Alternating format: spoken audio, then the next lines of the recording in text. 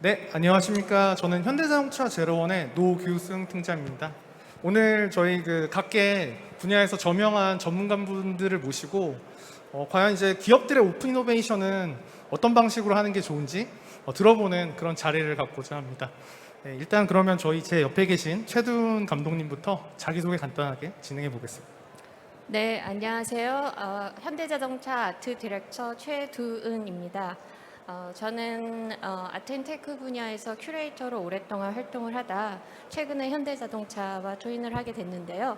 제로원이 가지고 있는 힘은 현대자동차에서 하는 다양한 활동 중에 크리에이터들과 그 스타트업이 같이 만나서 새로운 비즈니스를 창출할 수 있는 플랫폼을 만드는 것입니다. 그 활동들의 일환으로 오늘과 같은 패널도 탄생이 된 게 아닌가 싶습니다. 예, 안녕하세요. 저는 국민대 경영학부의 김도현이라고 합니다.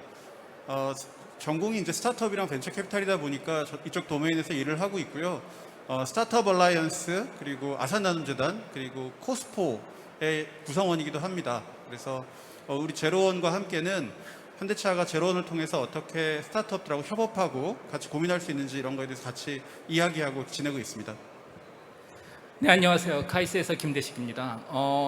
전기및 전자공학과에서 일을 하고 있고 뇌과학 그리고 인공지능 관련 연구를 하고 있고요. 개인적으로 가장 관심 있는 분야 중에 하나는 우리가 급격하게 변해가는 사회에서 어떻게 더 적절하고 좋은 질문을 찾아낼 수 있을까에 상당히 관심이 많고요. 그래서 우리나라 국가 또 기업, 대기업 그리고 스타트업 역시도 지금까지는 주어진 질문에 답을 찾는 거에 집중을 했다면 이제는 우리가 스스로 좀 새로운 질문을 찾아야 되지 않을까라는 생각으로 한 몇 년 됐나요? 한 3, 4년 전부터 제로원, 현대차 제로원의 좀 새로운 형태, 아트 테크놀로지 앤 비즈니스가 융합되는 이 제로원의 자문 역할을 하고 있습니다. 네, 반갑습니다.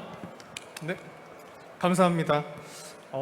사실 이 넥스트라이즈 행사 같은 경우에는 이제 현대자동차에서도 작년에도 참여를 했었었고요. 올해 보니까 다임러에서도 참여를 하고 BMW에서도 참여하고 굉장히 자동차 기업들도 많이 이제 오픈 이노베이션에 적극적인 것 같습니다.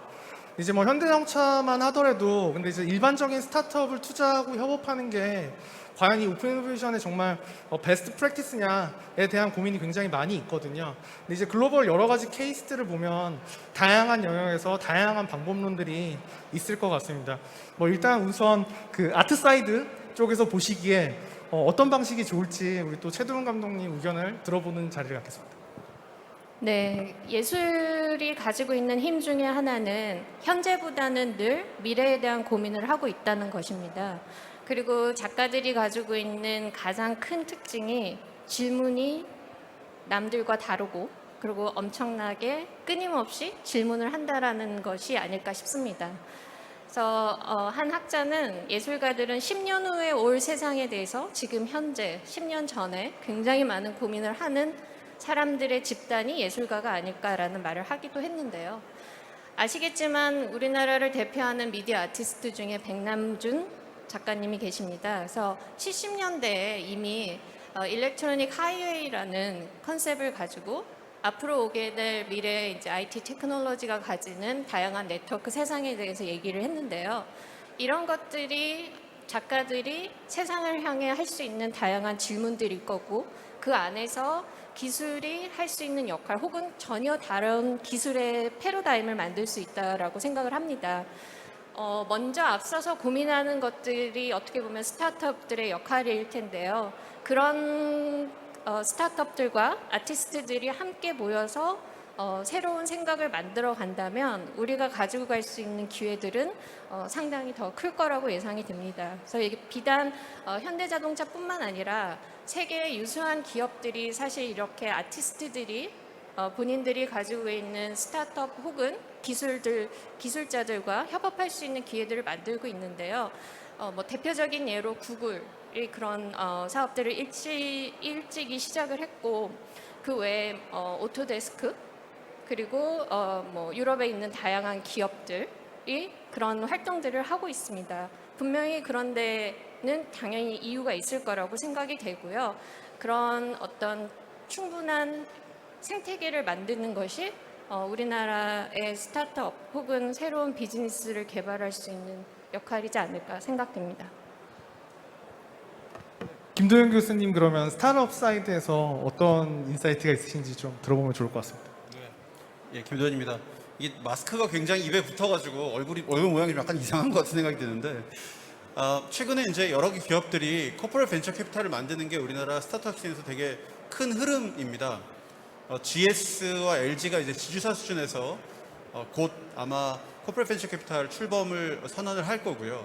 그리고 뭐 CJ, 신세계, 롯데 다 최근에 이제 코퍼레이트 벤처 캐피탈을 만들었고, 오늘 이제 저쪽에 VC 미드업 보시면 또 재밌게 느껴지는 게 꽤 아직 스타트업처럼 보이는 그런 회사들도 유니콘 수준이 되면 벤처 캐피탈을 만드는 흐름이 보이고 있습니다. 예를 들면 뭐 직방이라든지 스마트 스터디라든지 이런 데들도 이제 벤처 캐피탈을 만드는 그런 움직임을 우리가 볼 수가 있습니다.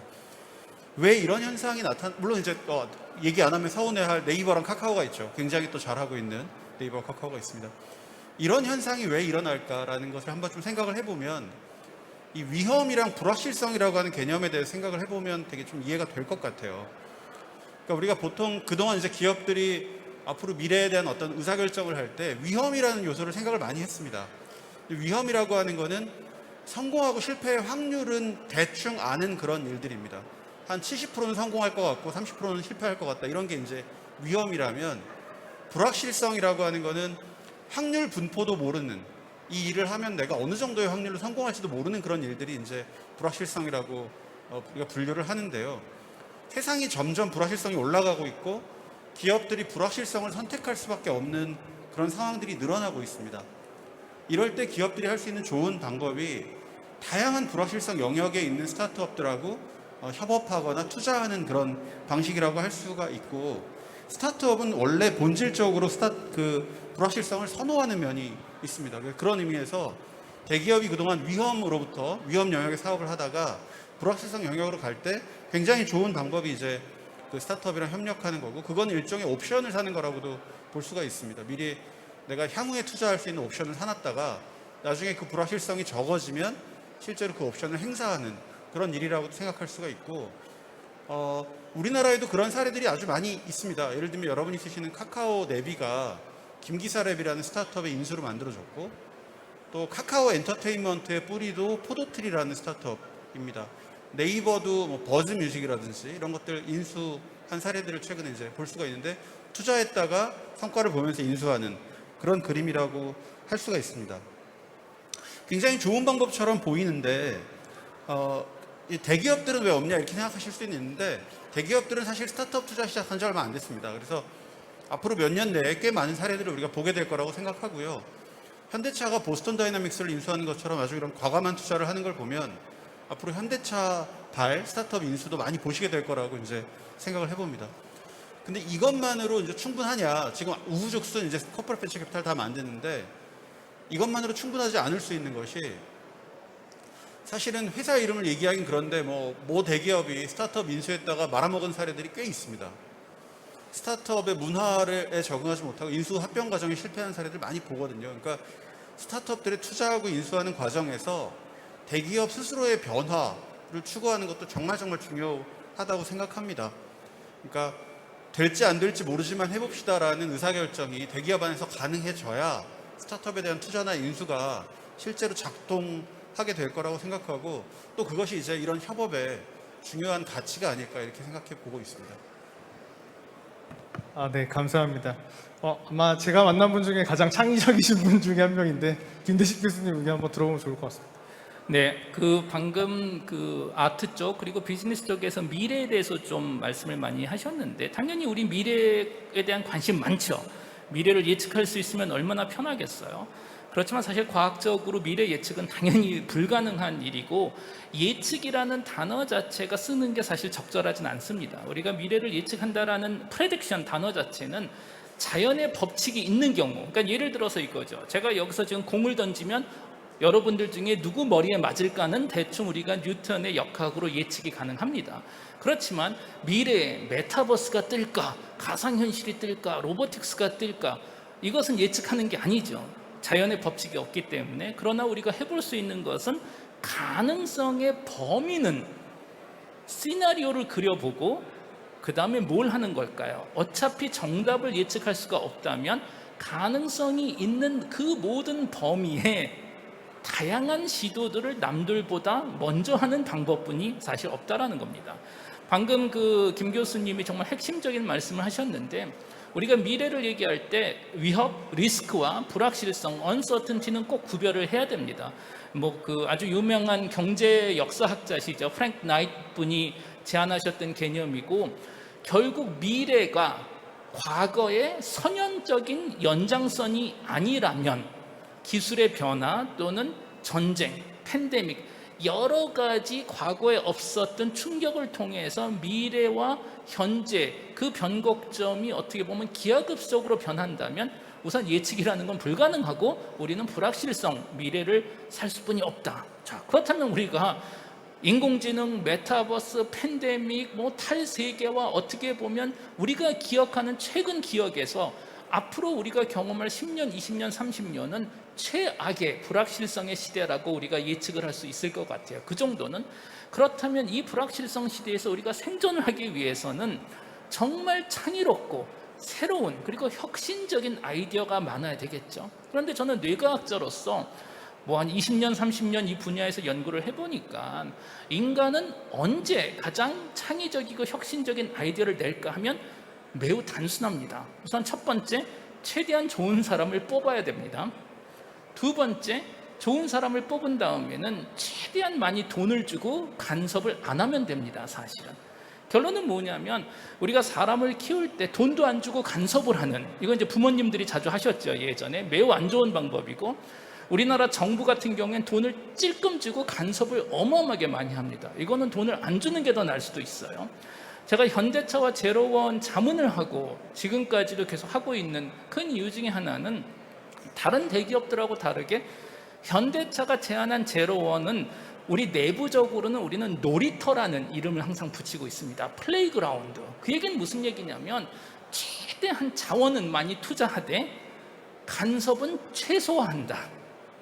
그래서 제가 오늘 이 기회에 또 여기 계신 현대차 분한테 또 바라는 거는 투자를 더 해주시고 간섭은 덜 해주시고, 그러면 모든 아이디어, 모든 아티스트와 스타트업이 성공한다는 보장은 당연히 없지만 적어도 우리가 예측할 수 있는 분야 중에서는 성공 확률이 제일 높지 않을까. 그리고 이상한 저기 친구가 한 명 지금 막 올라오네요. 지금.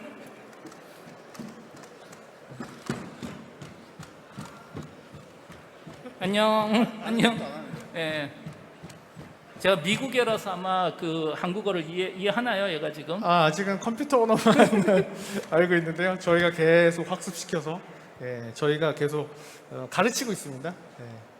사실 지금 이제 또 교수님이 재밌는 말씀을 하시는 와중에 또 저희 보스턴 다이나믹스에 이제 스팟이 올라왔는데, 이제 사실 앞에 이제 세 분 이야기를 쭉 들으면서 이제 기업의 입장에서 미션이 뭘까를 되게 많이 고민해 보게 되는 것 같아요.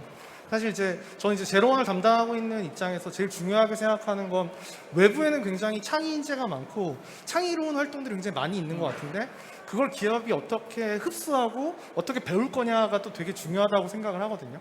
그래서 저 같은 경우에는 이제 저희 쪽에서 제일 중요하게 생각하고 있는 미션 중에 하나가 그런 오픈 이노베이션 트레이닝입니다. 임직원분들이 그런 것들을 받아들일 수 있게끔 만드는 거, 사실 그걸 제일 많이 신경 쓰고 있는데 요새 저희한테 가장 큰 숙제 중에 하나는 이 로봇인 것 같아요. 우리가 과연 이 로봇을 어떻게 받아들이고 이 로봇들하고 어떻게 같이 미래를 만들어가야 되는지, 거기에 대해서도 사실 굉장히 많은 고민이 드는 주제인데 혹시 이 부분에 대해서는 김대식 교수님 어떻게 생각하실까요? 네네. 우선 당연히 로봇과 함께할 인류의 미래가 어떤 모습일까요? 제가 정답을 안다면 여기서 안 가르쳐 주겠죠. 이제 그거 가지고 베스트셀러 책을 한 권 쓸 것 같은데, 그런데 아주 중요한 건 있을 것 같아요. 그건 뭐냐면 현대차를 포함해서 지난 30년, 40년 동안 대한민국 역사에서 항상 우리의 미래는 선진국들의 과거였습니다.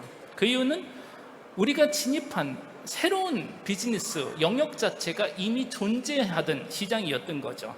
자동차, 반도체, 백화점, 이 수많은 우리에게 새로웠었던 분야들은 미국, 유럽, 일본에서 이미 진행을 하고 그 비즈니스 영역의 문법이 이미 정립이 된 상태에서 우리는 늦게 진입을 하다 보니 그 게임을 먼저 만든 선진국들의 룰을 쫓아갈 수뿐이 없었습니다.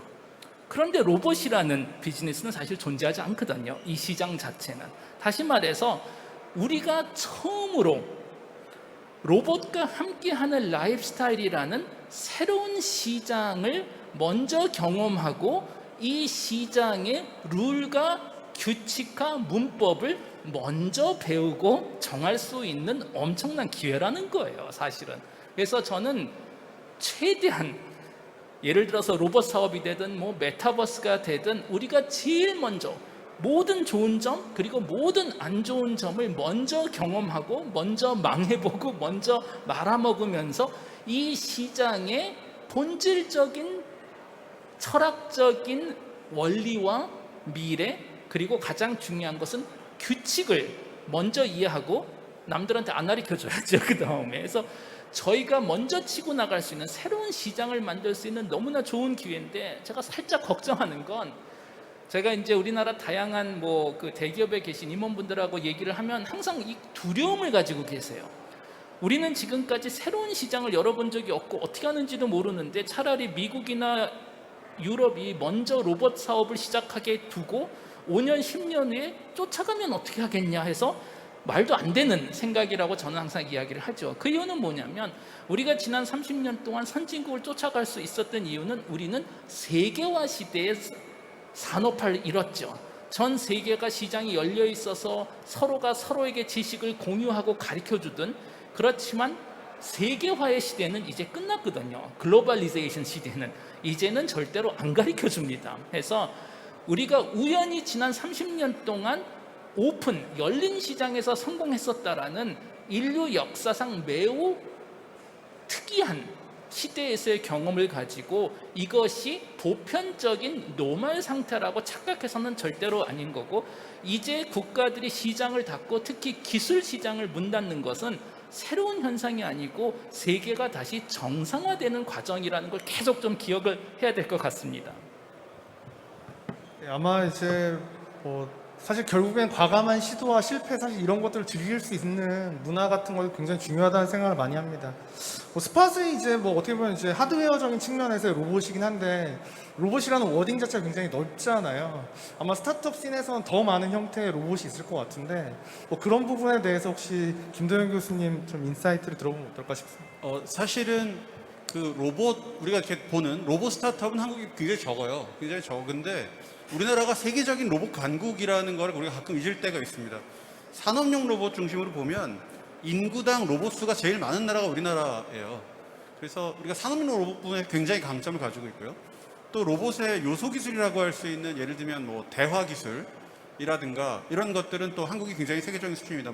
스켈터 랩이라든가 이런 데 잘 아실 건데 그래서 어떻게 보면은 로봇의 요소 기술은 제법 많은 스타트업들이 가지고 있고 또 우리가 로봇을 좀 확장하면은 모빌리티 분야에도 로봇들이 있는 거죠. 예를 들면 드론 같은 것들이 이제 모빌리티 분야의 로봇이라고 할 수 있는데 이런 것도 역시 또 세계적인 기업들이 몇 개 우리나라에 있습니다. 스타트업이.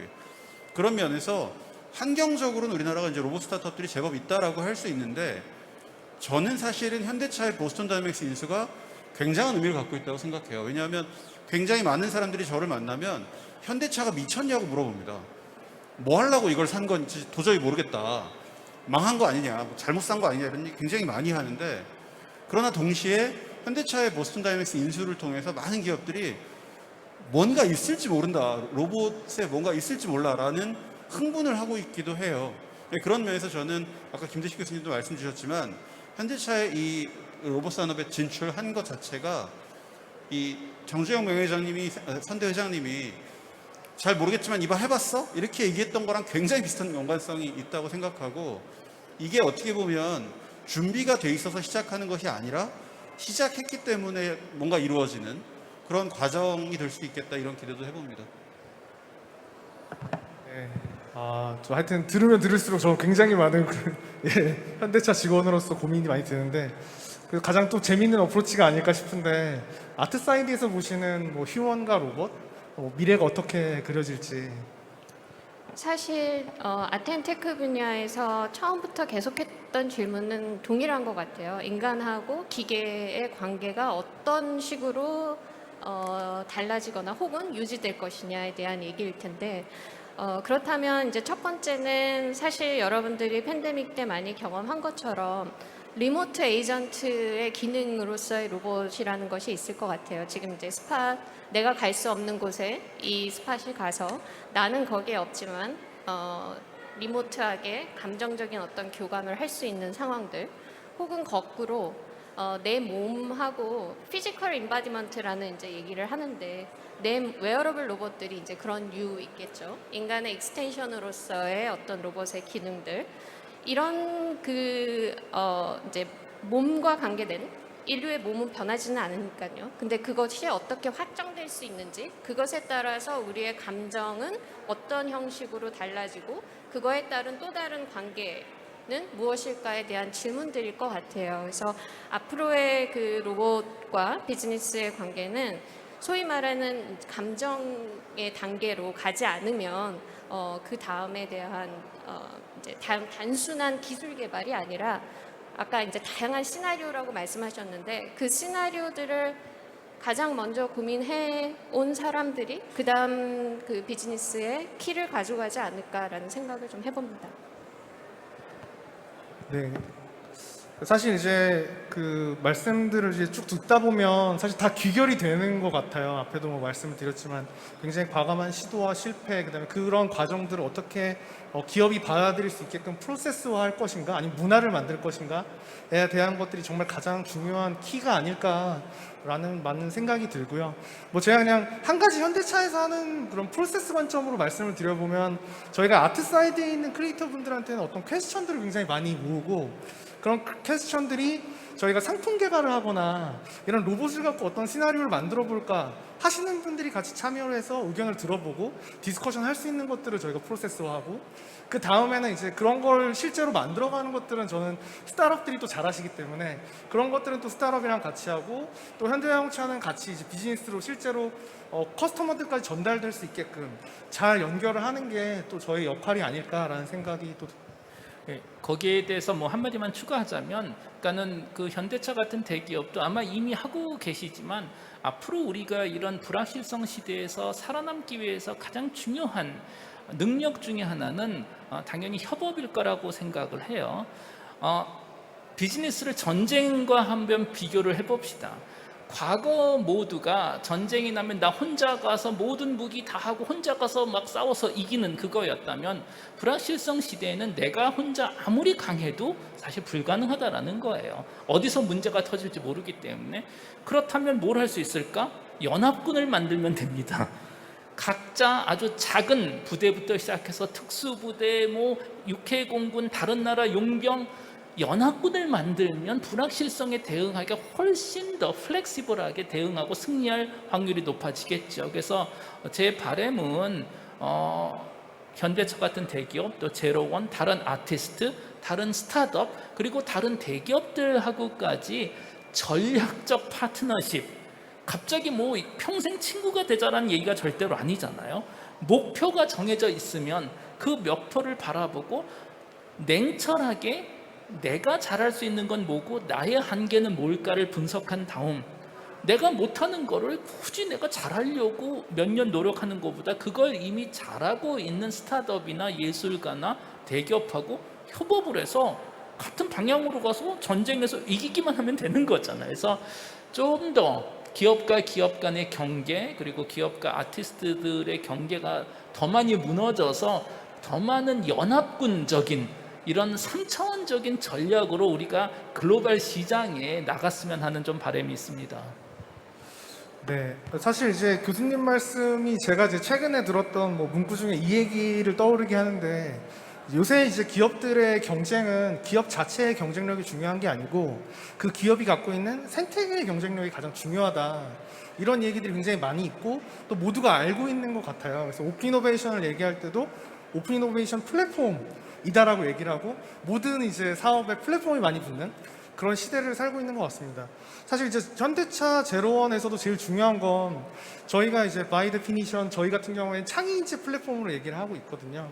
그 창의인재 정의 자체가 그런 일반 크리에이터부터 스타트업, 그다음에 저희 그 기업의 내부 임직원들까지 같이 이 플랫폼 안에서 모여서 서로의 퀘스천들을 구하고 솔루션을 던지는 이런 이제 자유로운 활동들을 할 수 있게끔 생태계를 확장해 나가는 게 또 저 현대차 그룹의 경쟁력을 강화할 수 있는 방법이 아닐까 싶습니다. 사실은 이제 뭐 퀘스천을 한두 개 받아봐도 좋을 것 같은데 시간이 딱 떨어지는 관계로 여기서 마치도록 하겠습니다. 오늘 참여해주신 그 전문가분들 너무 세 분 감사드립니다. 네, 고맙습니다. 여러분 네 분께 다시 한번 따뜻한 박수 부탁드리겠습니다. 네, 정말 로봇의 등장까지도 눈길을 끄는데요. 준비 정말 열심히 또 해주셨습니다. 스스로 퇴장을 하나요?